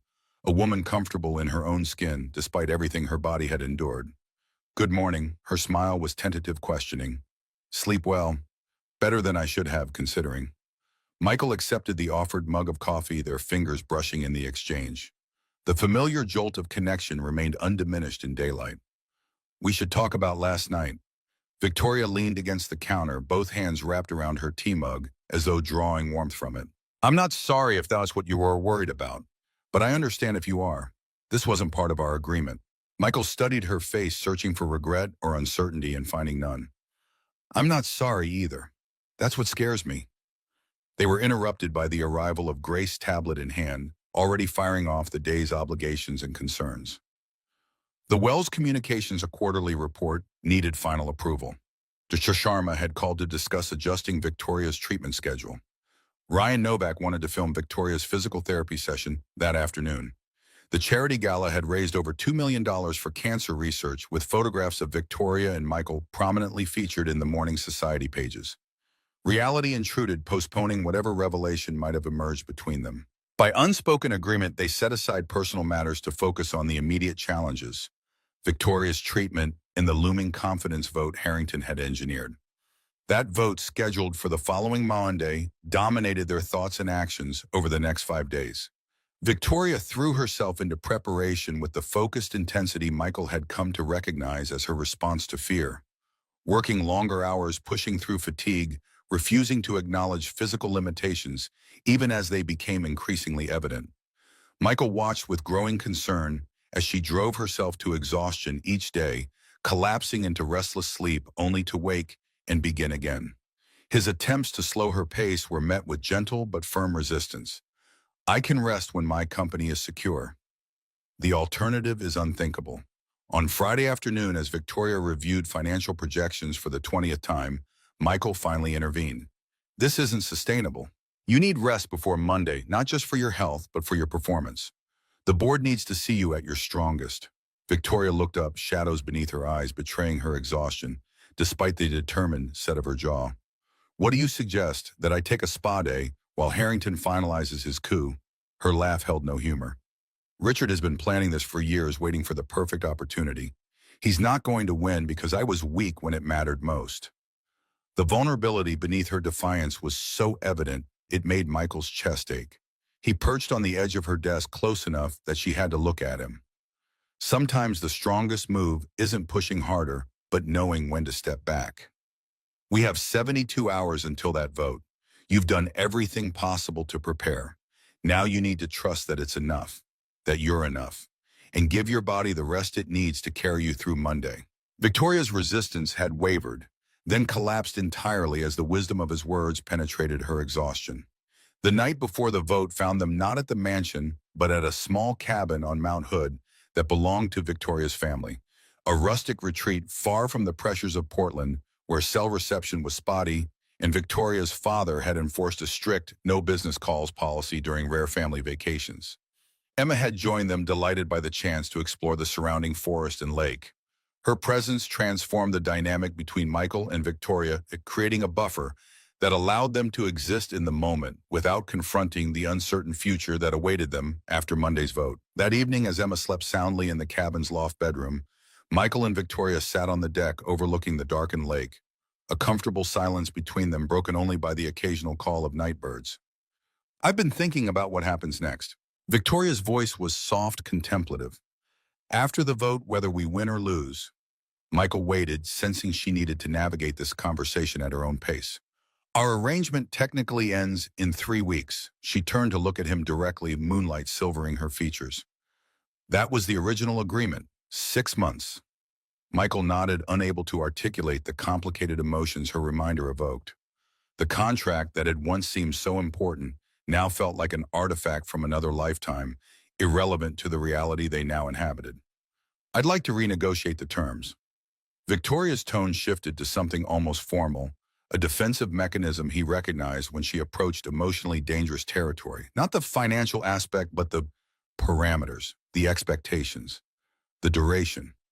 Understanding dawned slowly then, all at once. She was offering continuation, extension, permanence, but framing it in the language of business because she feared rejection if she spoke plainly of feelings.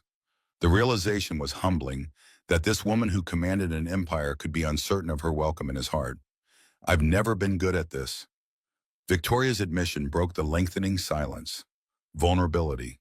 Asking for what I want personally rather than professionally. Her fingers twisted together in her lap. But I need to know if what's growing between us is something you want to explore beyond our original agreement, without the financial component, without the pretense. Just us, whatever that might look like. Michael reached across the space between them, gently untwining her fingers and holding them in his own. That's what I want too. His voice emerged rougher than intended honesty, stripping away his usual composure. I stopped playing a role months ago, Victoria. I'm just not sure when. Relief transformed her features, years of tension momentarily lifting, to reveal the woman beneath the CEO, the patient, the heiress. Simply Victoria looking at him with unmistakable tenderness. So what do we do now? We focus on Monday first. Michael squeezed her hand gently. We deal with Harrington and the board. Then we figure out the rest one day at a time. No contracts, no arrangements, just two people finding their way forward together. Victoria's smile in that moment was worth more than any amount in their original contract. Genuine, unguarded, luminous, with possibility. I think I'd like that. The peaceful interlude at the cabin strengthened Victoria visibly, giving her a renewed clarity and purpose that radiated from her as they returned to Portland Sunday evening. The woman who walked into Wells Tower Monday morning bore little resemblance to the exhausted figure who had left it 3 days before, her spine straight, her gaze direct, her movements economical but graceful, despite the toll treatment had taken on her body. Michael walked beside her, conscious of the eyes tracking their progress through the lobby, the whispered conversations that ceased as they passed. Emma had been left at the mansion with Grace both for her privacy and because Michael wanted her shielded from witnessing the corporate battlefield that awaited them on the executive floor. Ryan Novak and a small camera crew had been granted permission to film the board meeting, a strategic decision Victoria had made against her PR team's advice. Whatever happens today, I want it documented. Her voice had been firm, brooking no argument. If I win, the footage shows my triumph over those who tried to use my illness against me. If I lose, it becomes evidence of how Wells Communications treated its first female CEO when she dared to be human. The boardroom was already full when they arrived, 18 men and 2 women seated around the massive table that had once belonged to Victoria's grandfather. Richard Harrington occupied the seat directly opposite Victoria's position at the head of the table, a deliberate challenge to her authority. His expression as they entered was one of barely concealed triumph, a predator confident his prey was already cornered. Victoria took her place with regal composure, Michael standing supportively behind her chair rather than sitting in the visitor section. The symbolic statement wasn't lost on anyone present. He was not merely an observer, but an active participant in whatever came next. Ladies and gentlemen, thank you for attending this special session. Victoria's voice carried clearly, betraying none of the fatigue Michael knew still plagued her. I understand Director Harrington has requested a vote of confidence regarding my leadership. Before we proceed, I'd like the opportunity to address the concerns that prompted this extraordinary measure. Harrington's smile didn't reach his eyes. Of course, Victoria. We're all eager to hear how you justify maintaining your position given your challenging circumstances. The next 30 minutes unfolded like a precisely choreographed duel, Harrington presenting a damning catalog of Victoria's supposed failures. Missed meetings, medication-induced confusion during presentations, excessive reliance on Michael for tasks that should have been handled by the CEO personally. Each accusation was delivered with practiced concern, the verbal equivalent of a knife wrapped in velvet. No one questions your courage in facing this illness. Harrington's voice dripped with false sympathy. But courage alone doesn't protect shareholder value. This company deserves leadership that isn't compromised by health concerns, medication side effects, and divided attention.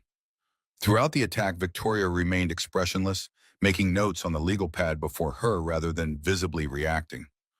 Only Michael, standing behind her, could see the slight tremor in her hand as she wrote, not fear but carefully controlled anger building beneath her professional mask. When Harrington finally finished, Victoria closed her notebook and stood commanding the room's attention without raising her voice. Everything Director Harrington has said about my health is true. I have cancer. I undergo treatments that sometimes leave me exhausted, nauseated, and mentally foggy. There are days when getting out of bed feels like climbing Mount Hood. The frank admission clearly caught Harrington off guard. He had expected defense denial or emotional outbursts, not calm acknowledgement. What Director Harrington failed to mention is that despite these challenges, Wells Communications has increased market share by 12% during my tenure. Our customer satisfaction metrics are at a 5-year high. The Wells Community Connections Initiative has generated positive press coverage worth millions in equivalent advertising and brought technology access to underserved communities.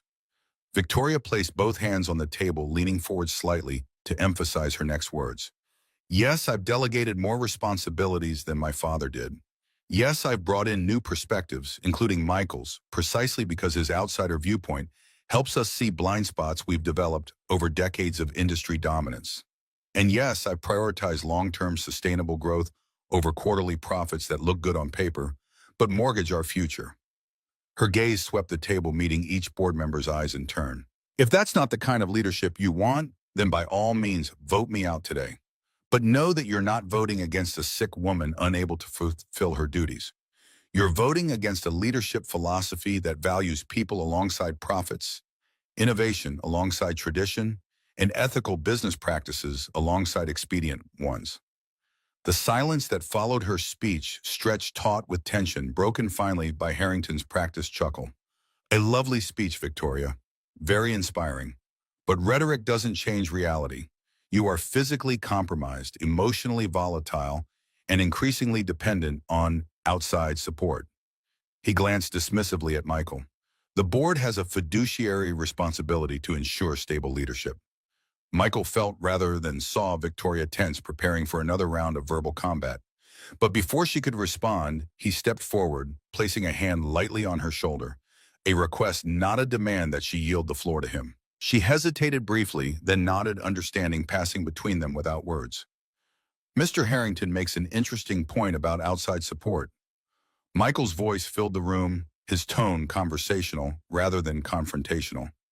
I'd like to address that directly if the board will permit it. Several members nodded, curiosity evident in their expressions. Harrington's smile tightened, the first hint of uncertainty crossing his features. For 6 months, I've had unprecedented access to Victoria's professional life. I've attended meetings, reviewed reports, observed her decision-making process in crisis and in calm. Michael maintained eye contact with various board members as he spoke. I've also witnessed her receiving treatment that would bring most people to their knees, then getting up and coming to work anyway. Not because she's stubborn, though she certainly is that, but because her commitment to this company transcends personal comfort. He turned slightly to face Harrington directly, which makes me wonder why Director Harrington is so determined to remove her now, just as several key initiatives are showing promising results. I was curious about the timing, so I did some research. Michael withdrew a folder from his briefcase and placed it on the table. Inside are documents detailing multiple meetings between Director Harrington and executives from Meridian Communications over the past 4 months. His tone remained matter-of-fact, as though discussing the weather rather than corporate espionage. Meetings that coincidentally began shortly after Victoria rejected Meridian's acquisition offer, an offer Director Harrington apparently supported despite its significantly undervalued terms. Harrington's face flushed dark red, his composure cracking visibly. This is absurd. Where did you get those documents? They're clearly fabricated. He turned to the other board members, voice rising. Are we really going to listen to accusations from Victoria's hired boyfriend? A mechanic with no business experience or qualifications? Victoria stepped forward again, reclaiming control of the conversation with quiet authority. The documents are authentic, Richard. We've had them verified by 2 independent forensic accounting firms. Her voice was almost gentle, which somehow made her next words more devastating. Did you really think my father wouldn't have contingency plans in place for exactly this scenario? That he wouldn't have people watching you, especially after he passed away? The revelation landed like a grenade in the center of the table. Several board members shifted uncomfortably, exchanging glances laden with silent communication. Harrington's expression transformed from confidence to calculation, reassessing his position in real time. This changes nothing about Victoria's fitness to lead. His voice had lost its smooth conviction, taking on a defensive edge. Her health concerns remain valid regardless of my business explorations. Victoria's smile held no warmth. The final page in that folder is a complete medical update from Dr. Sharma, dated yesterday. My latest tests show the cancer is in remission, not cured. Remission is different, but responding exceptionally well to treatment. I'll continue maintenance therapy for another year, but with significantly reduced side effects and physical limitations. The stunned silence that followed was broken by the most senior board member, Margaret Chen, who had worked with Victoria's father for over 40 years. I believe we've heard enough to proceed with the vote. Her stern gaze swept the room, lingering briefly on Harrington's thunderous expression. Those in favor of retaining Victoria Wells as Chief Executive Officer, please raise your hands. 16 hands rose immediately. 2 more followed after a momentary hesitation. Only Harrington and his closest ally on the board kept their hands down, a futile gesture of defiance in the face of overwhelming defeat. Victoria nodded once, accepting the vindication without visible emotion, though Michael could sense the relief coursing through her. Thank you for your confidence. Now, if you'll excuse me, Mr. Carter and I have a prior engagement. The regular quarterly meeting will proceed as scheduled on Thursday. She gathered her materials with unhurried precision, maintaining the dignified composure that had characterized her throughout the confrontation. Only when they had exited the boardroom and entered the private elevator did she allow herself a moment of genuine reaction. Not triumphant celebration, but a deep exhalation as months of tension partially released. I've been holding that medical news since yesterday. Her voice was soft, almost wondering. I wanted to tell you immediately, but I needed Harrington to show his hand first. I needed the board to choose me for my leadership, not out of pity or relief about my prognosis. Michael pulled her gently into his arms, mindful of the camera still documenting their journey. In this moment, he didn't care about the footage that would eventually become part of Novak's documentary. His focus was entirely on the woman before him, her courage, her strategic brilliance, and the vulnerability she allowed only him to see. The remission is real. The question emerged rough with emotion, hope, and fear tangled together. Victoria nodded against his chest. It's real. Not a cure. The cancer could return, but for now it's retreating. Dr. Sharma says it's responding better than they expected to the experimental protocol. The elevator doors opened to the underground parking garage where Michael's truck waited. Victoria had insisted on taking it rather than her usual town car, a small act of normalcy amid the day's high drama. As they drove through Portland's rain-slicked streets, Victoria made a call that would fundamentally alter their trajectory. Grace, we won. Harrington's finished. The board voted overwhelmingly to retain me. Her voice took on a new quality, lighter than Michael had ever heard it. Now I need you to execute Phoenix Protocol immediately. All the arrangements we discussed. And Grace, thank you for everything. Michael glanced at her curiously as she ended the call. Phoenix Protocol. Victoria's smile held secrets and satisfaction in equal measure. Contingency planning, something I learned from my father. Always have an exit strategy even when you're winning, especially when you're winning. The implications of that cryptic statement became clear 3 days later when Victoria called a press conference to announce a seismic shift in Wells Communications' leadership structure. Standing before a forest of microphones, looking stronger and more vibrant than she had in months, Victoria delivered news that sent shockwaves through Portland's business community. Effective immediately, I am stepping down as Chief Executive Officer of Wells Communications. Her calm announcement belied the gasps and murmurs that rippled through the assembled journalists. I am not resigning from the company, but transitioning to a new role as chairwoman of the board, focusing on long-term strategy and innovation, while delegating day-to-day operations to our new CEO, Grace Chen. The questions had erupted like a volcano. Why now? Was this health-related? Was she being forced out despite Monday's vote of confidence? Through it all, Victoria maintained the same centered calm, addressing each concern with transparent honesty. This decision comes entirely from personal reflection, not external pressure. My battle with cancer changed my perspective on many things, including what kind of life I want to lead and how I want to contribute to Wells Communications' future. Grace has been my right hand for 5 years. She understands my vision and has the operational expertise to execute it more effectively than I can, while balancing treatment and recovery. Only after the formal questions had concluded, as Victoria was preparing to leave the podium, did one reporter call out the question that had hovered unspoken throughout the conference. What about Michael Carter? Will your relationship continue now that you're stepping back from full-time leadership? Victoria had paused, turning back to the microphones with an expression that combined amusement and affection. That question falls squarely in the personal category, but since it's been the subject of so much speculation, she glanced toward Michael, standing supportively at the side of the stage. My relationship with Michael began under unusual circumstances, but it has evolved into something neither of us anticipated. Whatever the future holds for Wells Communications, Michael will be part of my personal future, if he'll have me. The public declaration had caught Michael off guard. Their private conversations had acknowledged growing feelings, but neither had defined what came next in such explicit terms. Victoria's willingness to commit publicly without prior warning or negotiation represented a vulnerability he'd never expected from her. The corporate strategist who planned contingencies for contingencies, now improvising their personal future in front of rolling cameras. The days following the press conference unfolded in a whirlwind of transition. Victoria gradually handing responsibilities to Grace while maintaining key relationships and strategic oversight. Her reduced schedule allowed for proper rest between treatments, and the visible improvement in her energy and color validated the decision to step back from operational leadership. For Michael, the shift created both opportunity and uncertainty. With Victoria no longer CEO, their original arrangement had effectively concluded, regardless of the technical end date. The $1 million promised for 6 months of his time sat in an escrow account untouched since their relationship had evolved beyond its transactional beginnings. One rainy afternoon, as Michael reviewed paperwork in Victoria's home office, she'd approached with an envelope in hand. "This is yours." Her voice held a note of finality as she placed it before him. "The final transfer paperwork for the escrow account. All you need to do is sign, and the funds will move to your account tomorrow." Michael stared at the envelope without touching it, suddenly reluctant to complete this last vestige of their business arrangement. "It feels wrong now. To take money for this. For us."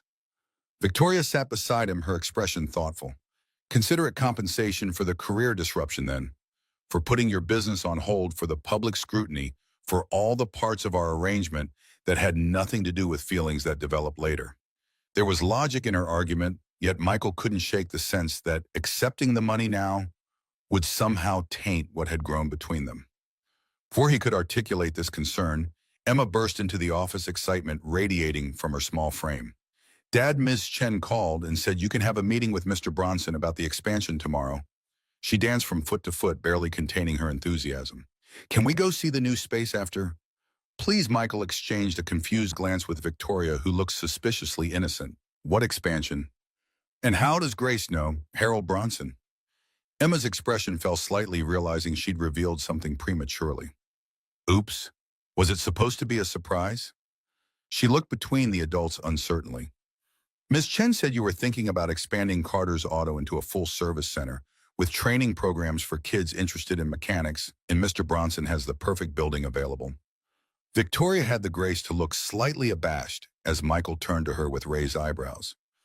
"I might have mentioned your long-term goals to Grace, who happens to be friends with Harold Bronson's daughter from college.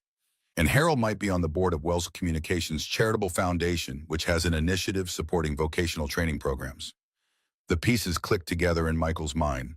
Victoria had been orchestrating opportunities for him just as she'd been preparing Grace to take over as CEO. Not as charity or payment, but as investment in his vision, his independence, his future alongside her, but not dependent on her. The realization transformed his perspective on the escrow paperwork. It wasn't payment for services rendered, but capital for dreams deferred. Dreams Victoria had listened to during late-night conversations and now sought to nurture rather than replace with her own. That night, after Emma was asleep, Michael found Victoria in the mansion's library, curled in her favorite window seat, with a book she wasn't really reading. Her expression as she looked up at his entrance was guarded, uncertain, a rare vulnerability from a woman accustomed to projecting confidence. "You're angry about the Bronson meeting." Her voice was carefully neutral, testing his reaction. "I should have discussed it with you first. It wasn't my place to intervene in your business." Michael settled beside her in the window seat, taking the book from her hands and setting it aside. "I'm not angry. I'm adjusting to this new reality where I'm not your contracted companion but your actual partner, where your resources and connections are offered from affection rather than obligation. It's unfamiliar territory for me." Victoria's tension eased slightly, though caution remained in her posture. "I don't want to overstep or make you feel diminished, but I also don't want to pretend I don't have the ability to open certain doors just because it might bruise your pride." Her directness was refreshing after weeks of careful navigation around sensitive topics. "We both bring different strengths to this relationship. Mine happen to include business connections and financial resources. Yours include mechanical genius, emotional intelligence, and being the kind of father Emma deserves." The simple acknowledgement of their different circumstances, without apology or defensiveness, broke through Michael's lingering resistance. "You know what I realized today?" He took her hand, tracing the delicate bones visible beneath her skin. "We've spent 6 months pretending to be a couple while actually becoming one. Now we have to figure out how to be real partners without a contract telling us the rules." Victoria's laugh held genuine amusement. "We did everything backwards, didn't we?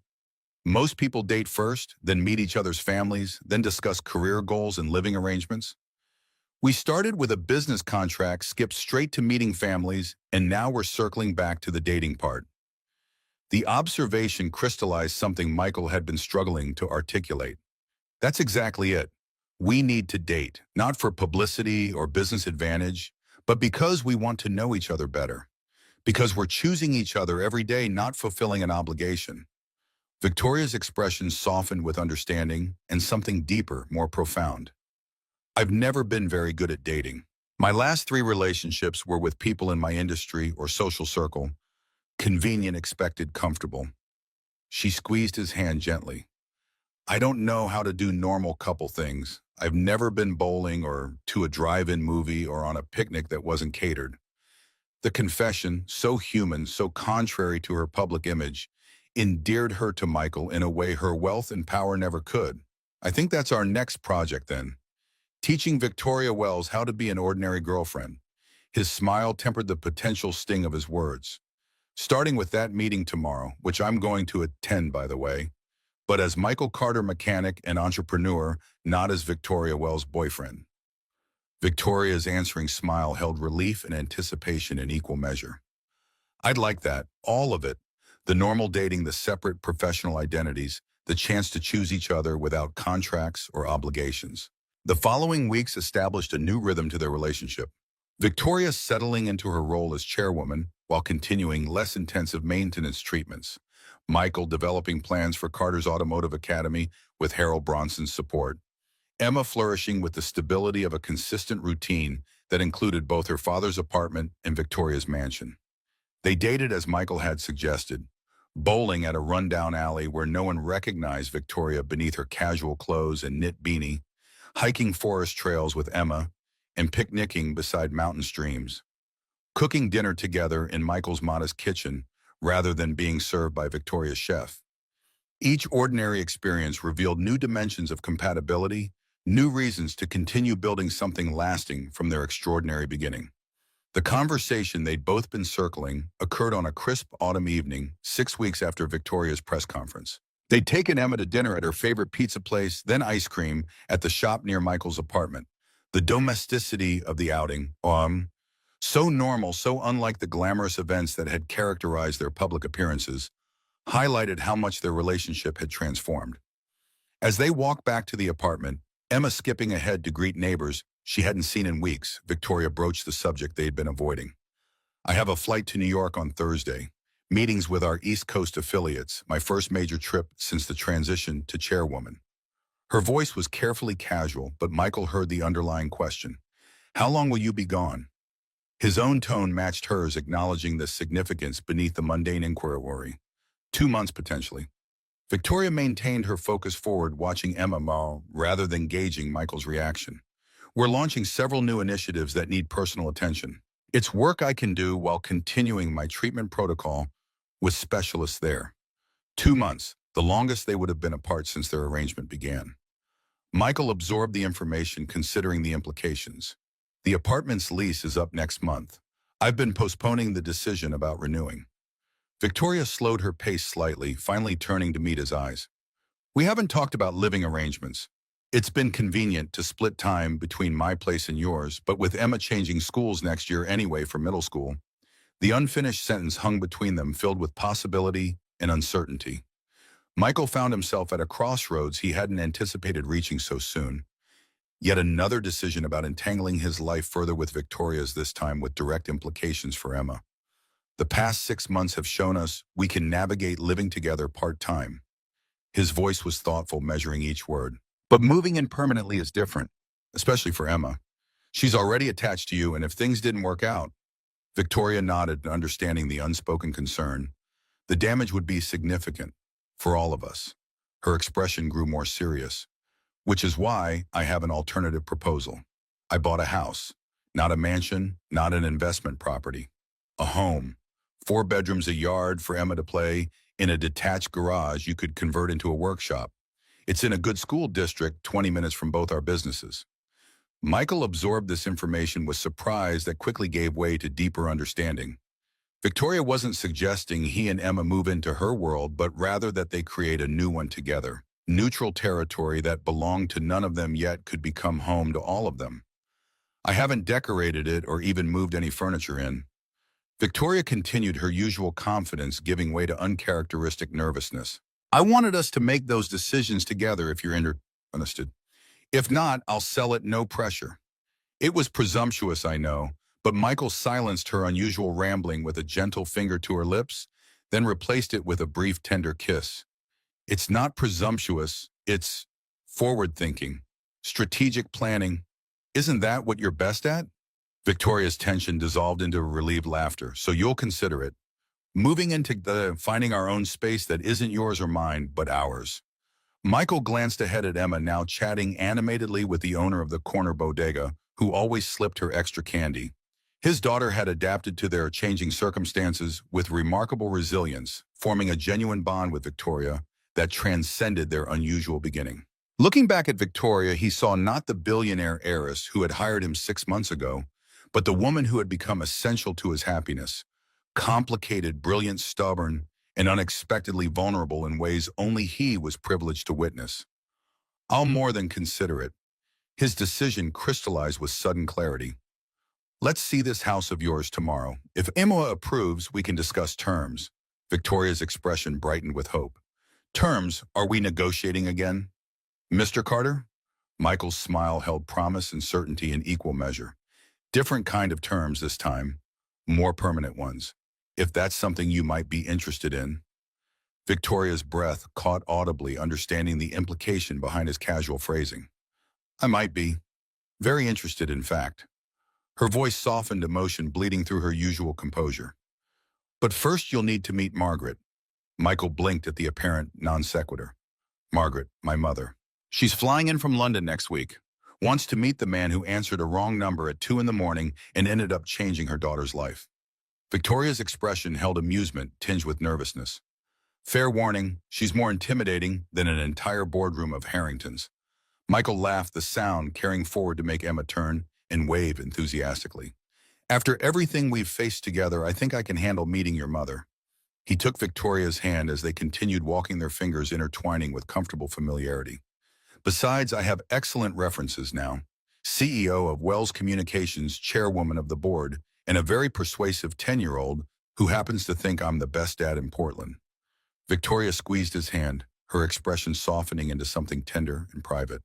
I think she might be onto something there. The house Victoria had purchased was nothing like Michael had expected.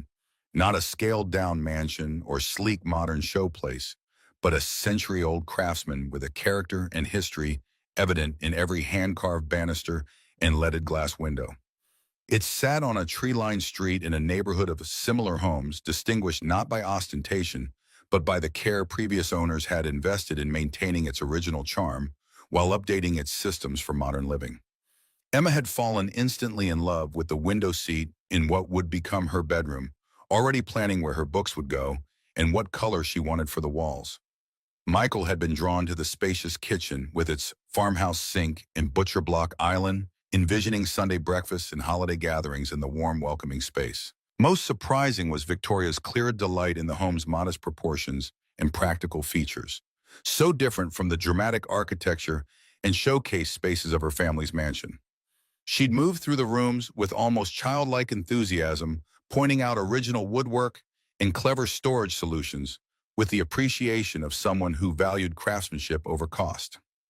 A month later, as summer transitioned to fall, they'd begun the moving process, carefully selecting which pieces from their separate lives would combine to create their shared future. Victoria had shocked Michael by suggesting they use his comfortable, if-worn sofa in the main living room, rather than any of her more expensive options, admitting she'd always found her formal furniture more impressive than inviting. The question of the $1 million remained unresolved until the day before Victoria's scheduled departure for New York. She'd found Michael in what would become his home office, unpacking books onto built-in shelves that had sold him on the room immediately. I have a proposal about the escrow account. Her tone was businesslike, but her expression soft as she leaned against the doorframe. I've been thinking about how we can resolve this in a way that honors both the original agreement and what we've become to each other. Michael set down the books he'd been arranging, giving her his full attention. I'm listening. Victoria entered the room, fully perching on the edge of the antique desk they'd found at an estate sale the previous weekend. What if we use the money to establish a foundation, the Carter Wells Educational Trust? It would fund scholarships for vocational training, particularly for single parents or at-risk youth interested in the automotive industry. The suggestion rendered Michael momentarily speechless, not just for his generosity, but for how perfectly it balanced their separate priorities and shared values. That's perfect, his voice emerged rough with emotion. Emma's college fund is already established through the original payments. This way, the final amount goes toward helping others in situations similar to where I was after Rachel died. Victoria's smile held relief and something deeper. Love partnership, the pleasure of truly understanding someone else's heart. I thought you might approve. We can structure it however you like with you as primary director if you want. It's your money after all. Michael shook his head, moving to stand before her and taking both her hands in his. It's our foundation, equal partnership, just like everything else going forward. His voice softened, filling with quiet certainty. I love you, Victoria Wells. Not because you're generous or brilliant or the most stubborn woman I've ever met, though you are all those things. I love you because you see me, really see me, and still choose to build a life with me anyway. Victoria's eyes glistened with uncharacteristic tears as she pulled him closer. I love you too, for showing up that night and every night since, for Emma, for making me laugh when everything hurt, for seeing me as a woman, not an heiress or a patient or a CEO. Her voice dropped to a whisper, for answering the wrong number and turning it into exactly the right one. The morning of Victoria's departure for New York brought unexpected complications.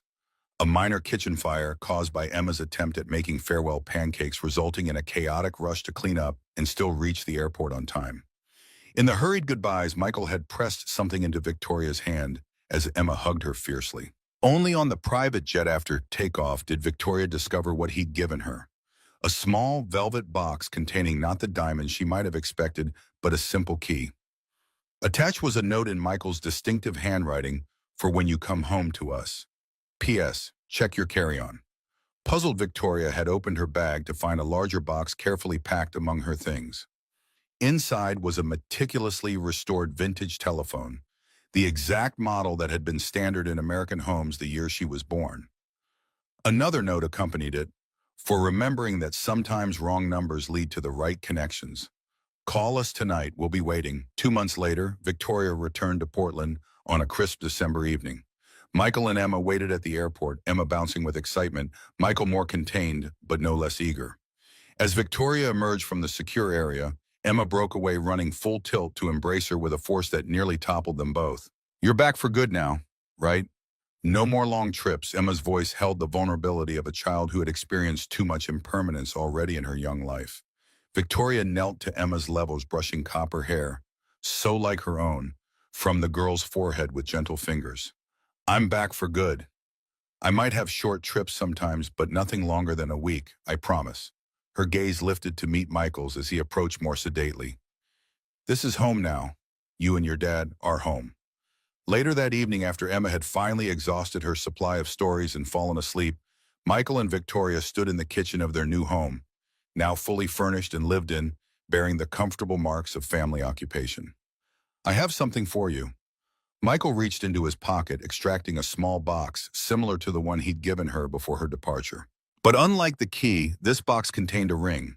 Not a traditional diamond, but a unique design featuring a small perfect gear crafted from platinum, surrounded by tiny sapphires the exact color of Emma's eyes. Victoria's breath caught as she recognized the symbolism. The mechanical heart of Michael's world, combined with the most precious aspect of his life, his daughter. Is this? Michael took her hand, his expression solemn, yet illuminated with quiet joy. Victoria Wells, would you do me the honor of continuing to answer my wrong numbers for the rest of our lives? Victoria's laugh bubbled up joyous and uninhibited. That's the strangest proposal I've ever heard. Her eyes shimmered with unshed tears as she extended her hand, allowing him to slide the ring onto her finger. Yes, Michael Carter, I'll answer your calls. Wrong numbers, right numbers, and everything in between. For as long as you keep making them. As they sealed the promise with a kiss, the vintage telephone in the hallway rang. Emma calling from upstairs to ask for water, blissfully unaware of the moment she'd interrupted. Victoria and Michael exchanged glances of amused affection. Before Michael moved to answer it, their shared laughter echoing through the rooms of the home they'd created together. Sometimes the wrong call at 200 a.m. is exactly the right one. Sometimes showing up for a stranger changes everything, and sometimes the most unexpected connections lead to the most perfect ones, not despite the wrong numbers and mistaken